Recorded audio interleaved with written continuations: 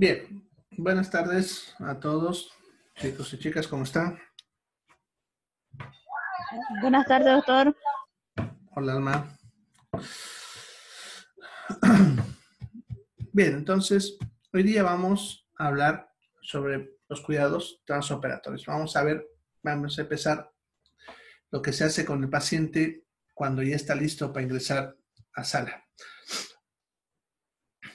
Bien, en esta etapa, el proceso tiene que ver con la asistencia ya directa del paciente en sala quirúrgica.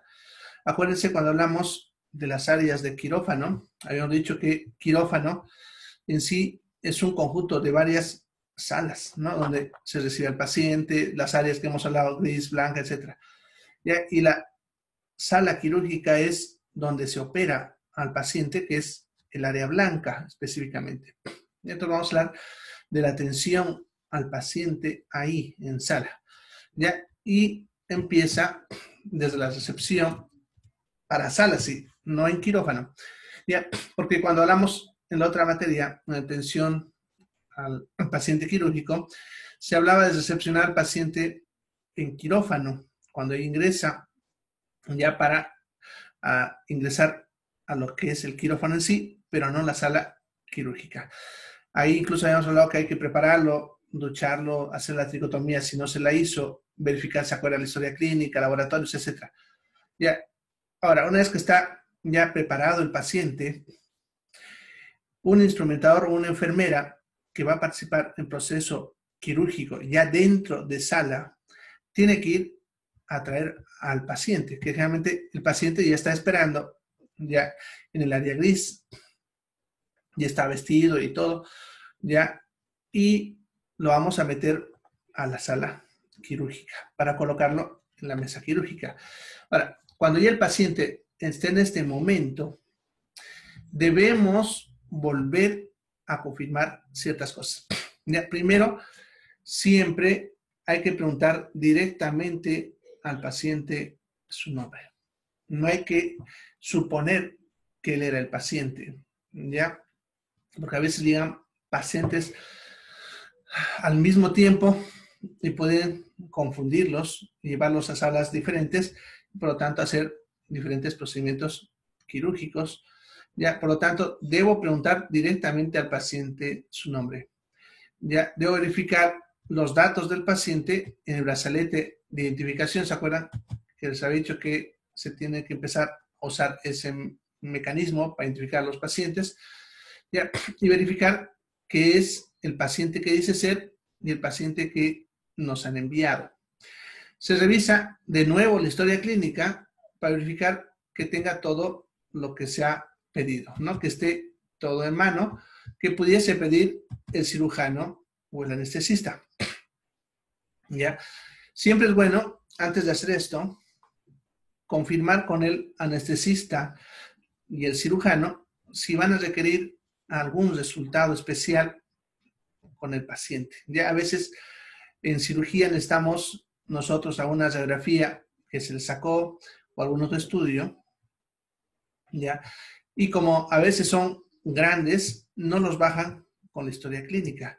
Y en la fase de verificación, cuando llega el paciente, no se verifica estos estudios especiales. Entonces, hay que preguntar al cirujano o al anestesista si ellos han pedido algo especial para ser manejado en quirófano y hay que verificar eso, ¿ya? Se debe hacer el checklist de verificación preoperatoria, que lo vamos a hacer más adelante. Se debe confirmar la técnica quirúrgica que se va a realizar. Eso significa que tienen que buscar en la historia clínica qué es lo que se va a operar, preguntarle al paciente de qué se va a operar de nuevo, confirmarlo con el cirujano y confirmarlo con el anestesista. ¿Ya? Eso para que no haya problema con lo que pasó, ¿se acuerdan? El año pasado fue, sí, el año pasado fue, de un chico que le sacaron el riñón sano y deberían sacarle el otro riñón. ¿Ya? Bien, y cuando todo esto está listo, metemos al paciente a la sala de operaciones, según lo programado, ¿no? Obviamente, hora para ver si está en hora, porque ten en cuenta que a veces los pacientes llegan a quirófano, pero todavía hay algún paciente en quirófano que va a salir recién, ¿no? Entonces, necesitamos un tipito y hay que verificar todo según la programación. Bien, entonces una vez que ya estamos seguros que es el paciente y de qué se va a operar y está todo listo, hay que verificar el estado de conciencia y el método anestésico. Los pacientes cuando llegan a quirófano, no todos llegan conscientes, ¿ya? Eso porque de repente provienen de terapia intensiva o de emergencia donde se le colocó algún sedante, o incluso en la mayoría de los pacientes se le coloca como premedicación alguna benzodiazepina, como las que vimos cuando hablamos de anestesia, no de las drogas preanestésicas, cuando hablamos de diazepam, midazolam. Se le suele colocar esto para reducir la ansiedad del paciente, ¿no? Cuando ingresa a quirófano. Entonces, hay que verificar el estado. Ya, lo ideal de este paciente es que él ingrese consciente, ¿no? Pero soñoliento, adormilado, ¿ya? Y tal vez con una depresión mínima, que eso se refiere al sistema nervioso, ¿ya? Pero él va a estar consciente para poder responder las preguntas que le vamos a hacer y poder movilizarse por sí mismo, a menos que tuviese algún problema. ¿Ya? Dije midazolam, eso está en anestesiología. Bien, entonces hay que verificar ese estado del paciente. Si el paciente está muy despierto, puede que no se le haya colocado la premedicación, ¿ya? Y en ese caso hay que confirmar con el anestesista, ¿ya? Si es que él no indicó el uso de esta droga, ¿ya? Porque normalmente el anestesista va a hacer su visita preanestésica, ya sea una noche antes o unas horas antes al paciente en sala o donde esté, antes de introducir al quirófano, y él va a dejar indicaciones sobre este aspecto. Va a decir si lo hace o no lo hace. La mayoría suele colocarle algún ansiolítico, ¿ya? Sin embargo, puede que él también haya contraindicado esto, ¿ya? Pero también puede pasar que de donde lo estén mandando, que sea ya sea sala o emergencia, no la hayan colocado. Entonces tengo que verificar eso, ya que es importante hacerlo, ¿no? Si colocamos eso, vamos a disminuir la ansiedad del paciente y su miedo, que ya hemos hablado que era importante, ¿ya? Mantener el estado consciente del paciente mientras no esté todavía anestesiado, ¿ya? Tampoco hay que dejarlo que se duerma, ¿ya? Porque para poder controlar la anestesia necesitamos evaluar ese estado del paciente, ¿ya? Va a ayudar a mantener elevado el umbral de dolor, aumentar la tolerancia al dolor del paciente, va a mantener los signos vitales relativamente estables y un nivel deseado de amnesia. ¿Se acuerdan? Que eso habíamos hablado que producía este tipo de drogas, ¿ya? Bien, si está muy despierto, hay que hablarle al anestesista y confirmar. La parte de conciencia se habla directamente con el anestesista, ¿ya? Ahora, hay que confirmar qué técnica anestésica ha decidido el anestesista realizar con el paciente. Eso lo anota el anestesista en su hoja de visita preanestésica. Eso hay que buscarlo en la historia clínica y según lo que él haya colocado y haberlo confirmado con él mismo, porque hay que confirmarlo también oralmente, ya se va a preparar toda la medicación y el material necesario, que eso lo vimos en la anestesia, ¿ya? Ahora, aquí también hay que verificar si el paciente está trayendo la receta que dio el anestesista, porque a veces el anestesista solicita drogas que no hay en quirófano, ¿ya? Y eso hay que preguntarlo con el paciente, si es que le ha recetado algo, ¿ya?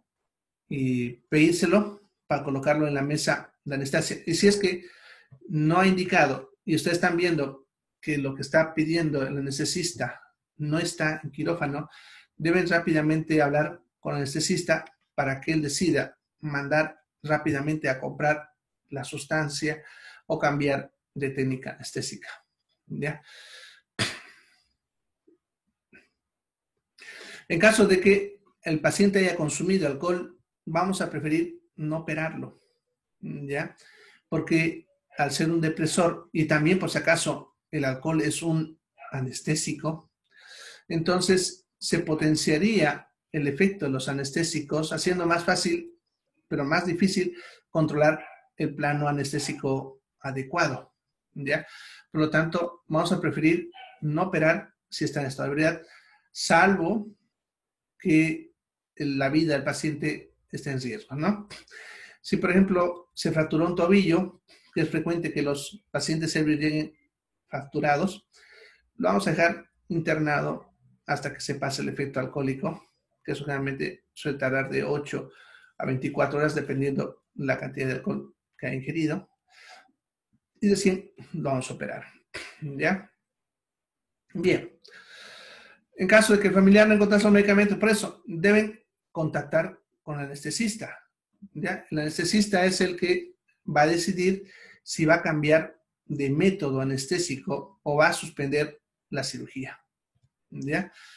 Entonces, si el paciente no trajo lo que se le pidió, ustedes tienen la opción de mandar rápidamente a la familia a conseguirlo, y si no, pues el anestesista tiene que tomar la decisión si continúa con otro método, cambiando de otra droga, o decide suspender la cirugía. Eso dependerá de la evaluación que hizo él antes de la cirugía.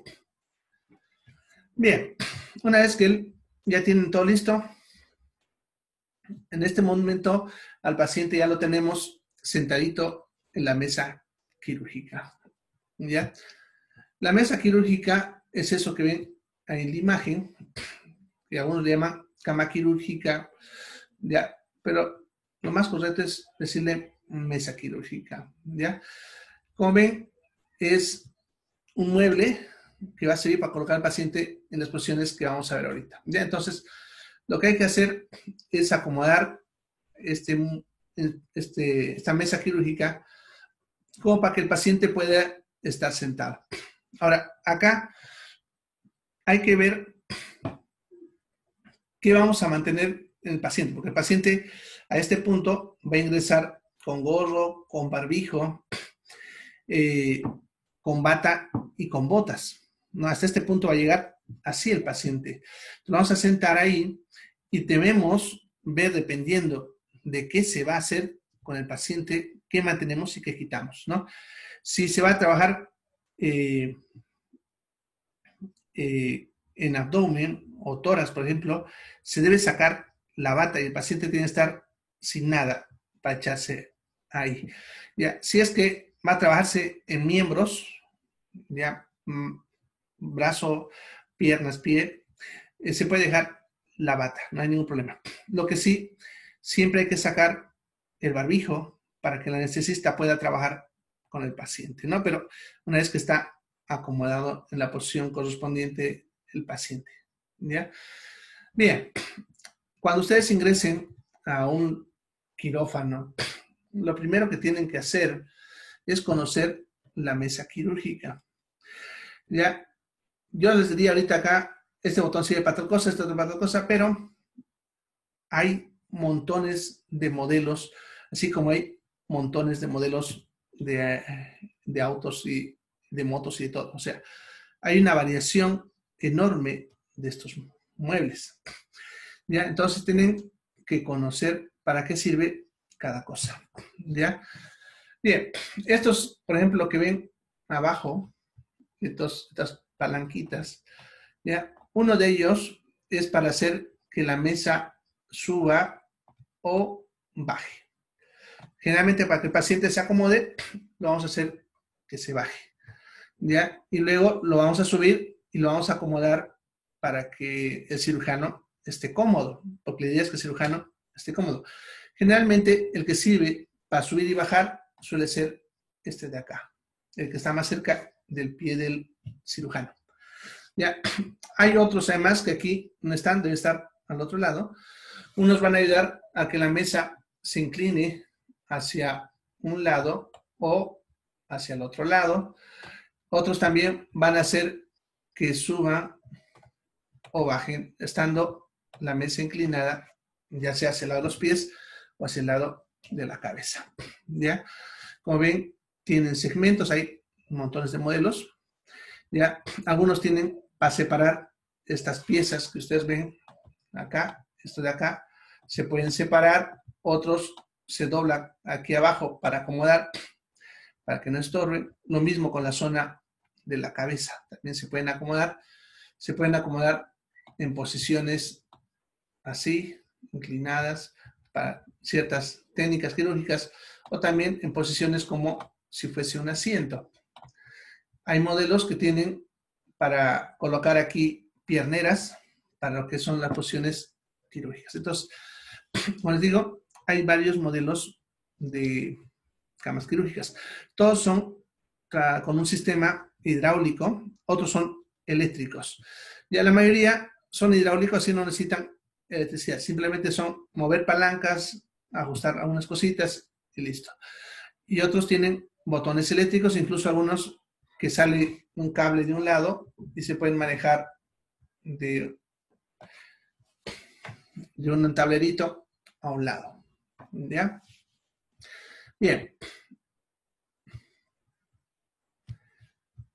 Entonces ya lo tienen sentado al paciente y listo. Lo siguiente es ponerlo en la posición adecuada. Vamos a ver ahora las posiciones quirúrgicas mientras van viendo los diferentes modelos de camas quirúrgicas que hay. ¿Ya? Bien. Entonces, la posición básica siempre es el de cúbito, que eso significa con el paciente echado. Ahora hay varias formas de poner al paciente de cúbito. La primera y la más usada es el de cúbito supino, ya también conocido como de cúbito dorsal. Pero aquí nosotros usamos bastante el término de cúbito supino, ¿ya? Esta es la posición quirúrgica más usada. Para la mayor parte de las cirugías vamos a usar esta posición, ¿ya? Principalmente lo que es abdomen, que van a ver que es lo que más se opera. Abdomen es lo que más operamos. Tórax e incluso miembros, ¿ya? Y tiene diferentes variantes, ¿ya? Como ven, en este caso, la paciente tiene la cabeza suspendida con una herramienta que es el sujetador de cráneo, ¿ya? Que esto se usa para cirugías de cráneo, para las craniotomías, ¿ya? Bien, en esta posición, entonces el paciente está echado, como decimos comúnmente, de espalda, ¿no? Boca arriba, ¿ya? Una vez que el paciente se coloca en la mesa quirúrgica, ¿ya? Le vamos a poner las braceras, que son estas tablitas que ven ahí, para cada brazo, para abrir un poquito los brazos. Ahí se le sujeta unas cintas para que el paciente en su inconsciencia no mueva los brazos, ¿ya? Y va a estar así abiertos los brazos para que podamos nosotros colocar las vías, para poder tomar la presión, etcétera, ¿ya? Esta de acá hay una variable que es con un rollito, como ven, generalmente de tela o una pequeña almohadilla suave que se suele colocar en la parte de la espalda a la altura del borde costal.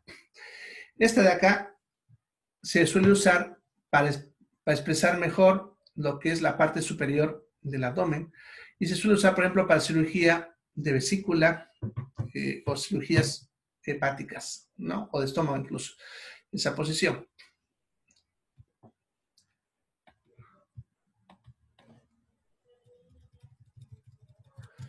Luego tenemos la posición de Trendelenburg.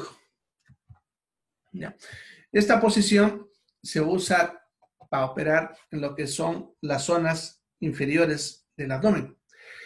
Ese tipo de posición lo que va a hacer es empujar las vísceras del abdomen hacia abajo y por lo tanto permite trabajar mejor en la zona inferior del abdomen o la pelvis, ya que normalmente los intestinos estorban ya en esa zona. Si lo ponemos en la posición de cúbito supino, ya, entonces esta posición favorece ese efecto. Y también lo vamos a usar cuando el paciente está entrando en shock, ¿ya? Esta posición en caso de que el paciente empiece a entrar en shock, te va a decir de Trendelenburg, ¿ya? La posición de Trendelenburg en realidad es, como ven, en este lado, ¿ya? Es la posición original de Trendelenburg. Como ven, lo que se hace es flexionar ligeramente la zona de la rodilla, ya de estar flexionada esta zona, ¿ya? ¿Ya? Sin embargo, hay una variable con las piernas extendidas, como ven en este caso, donde no hay esa flexión a nivel de las piernas, ¿ya? Eso dependerá de lo que va a hacer el cirujano, pero esta es la posición correcta de Trendelenburg. Ya pudiese haber una ligera flexión, como en este caso, con un poquitito, ya para mantener, pero generalmente esta posición es bueno hacerla así para que no haya un desplazamiento del cuerpo. Tenga un cuerpo que el cuerpo tiene gravedad, entonces se va a empezar a resbalar hacia abajo, ya si no está bien sujetado. Y colocarle una cinta en la cintura perjudicaría porque es la zona que nosotros operamos, ¿no? Para este tipo de decisión, o perdón, de posición. Trendelenburg, aquí está, mira, ahí está escrito ahí en la pizarra. Trendelenburg. Bien. La siguiente posición es la Trendelenburg invertido. En la Trendelenburg invertido se va a colocar la cabeza más elevada que los pies. Esta se va a preferir para operar la zona alta del abdomen. Ya más que todo, para como decía hace rato, vesícula, hígado, páncreas, estómago, ya para ese tipo de cirugías. También para cirugías de cuello, como la cirugía de tiroidectomía, que es cuando se saca lo que es la tiroides, ¿no? En pacientes que tienen problemas de bocio, ¿ya?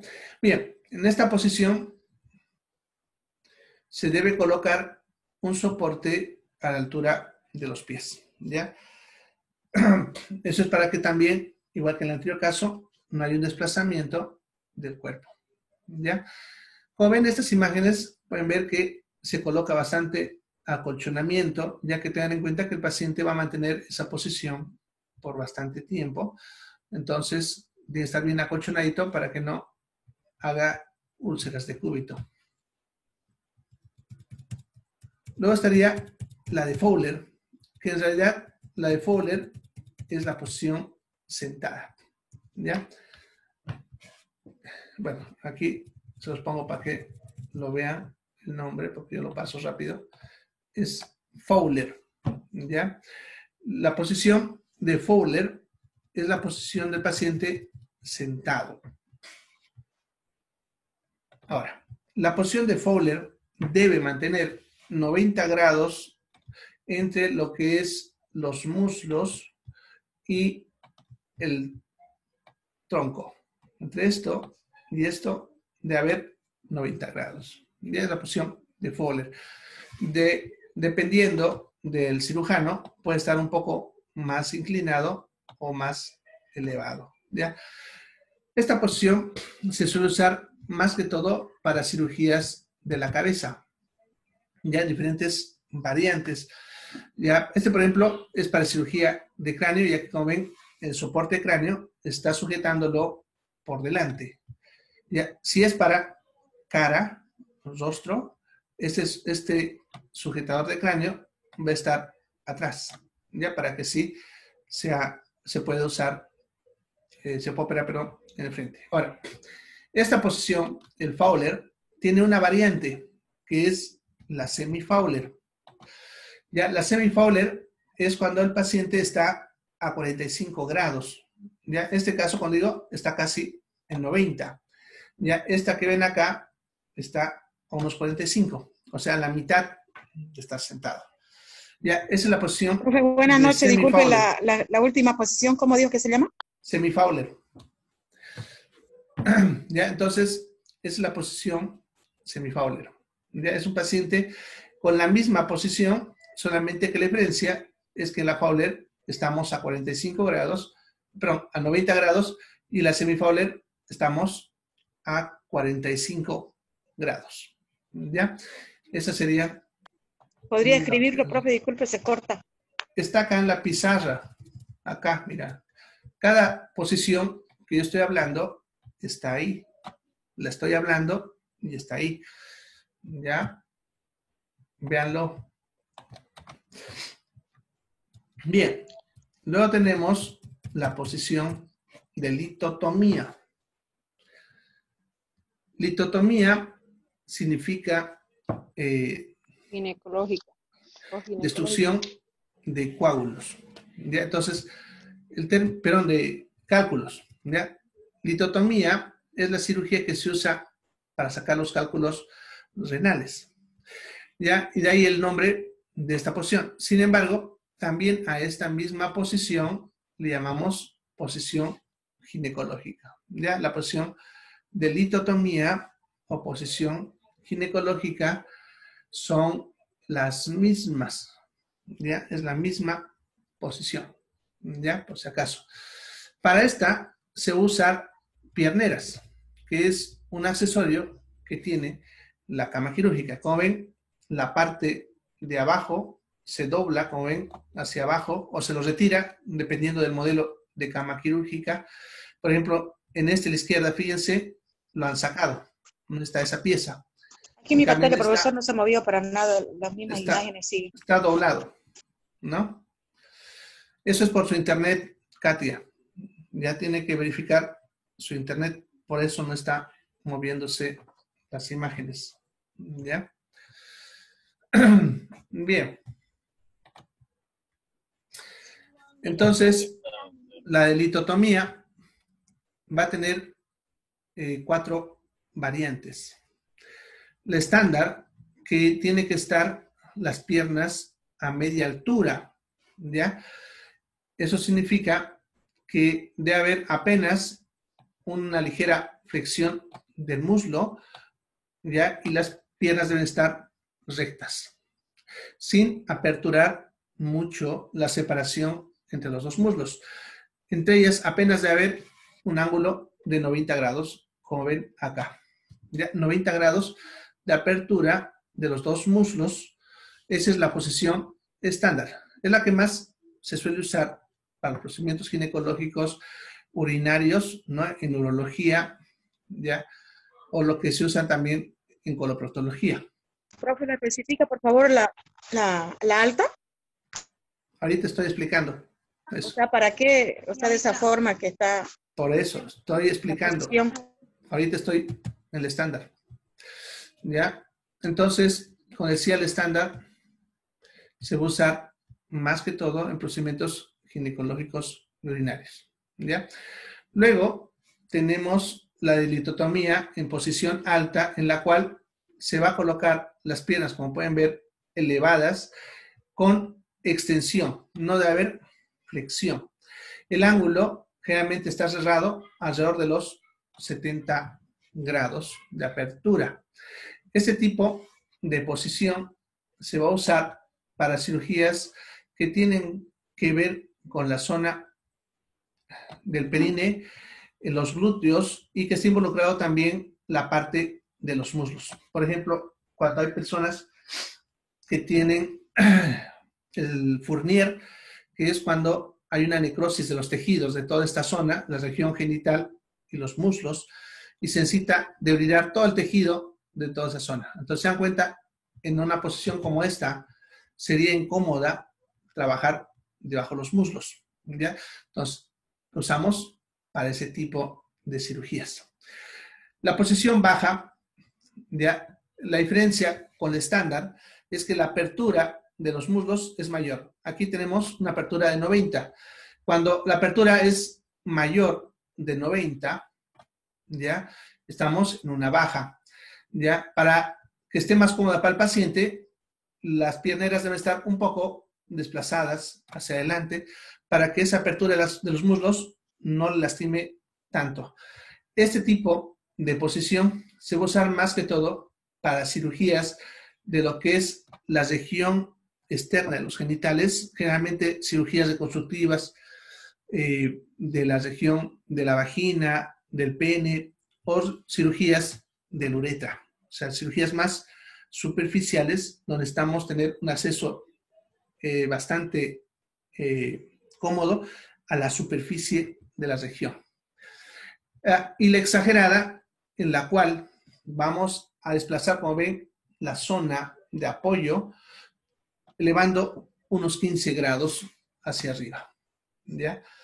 También lo que es el muslo con la pierna deberá generar un ángulo de 90 grados, ¿ya? Esto de aquí se usa para cirugías proctológicas, cirugías del ano y el recto, ¿ya? Para ese tipo de cirugías se va a usar esta posición, ¿ya? Bien, entonces, como ven, la eritotomía tiene esas 4 variantes. La que más vamos a usar para casi todos los procedimientos ginecológicos, urológicos o proctológicos es la estándar, ¿ya? La alta, más que todo para cuando se quiere intervenir en la región genital y al mismo tiempo se necesita trabajar en muslo, más que todo, como decía, en debridamientos, ¿no? Pueden ser quemaduras, síndrome de Fournier, etcétera. ¿Ya? La baja para procedimientos más que todo estéticos o de plastía de la región superficial de los genitales, tanto masculinos como femeninos, o de la uretra. Y la exagerada para cuando se va a operar ano y recto, ¿ya? Para ese tipo de cirugías se usará lo que es la litotomía en posición exagerada.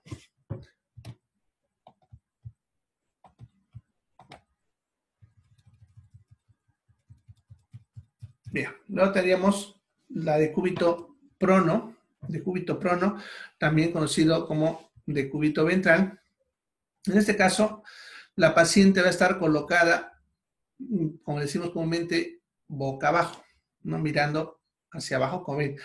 Como esta posición es antinatural y va a ser bastante incómoda, esta posición requiere de que la mesa quirúrgica cuente con almohadillas especiales para esta posición.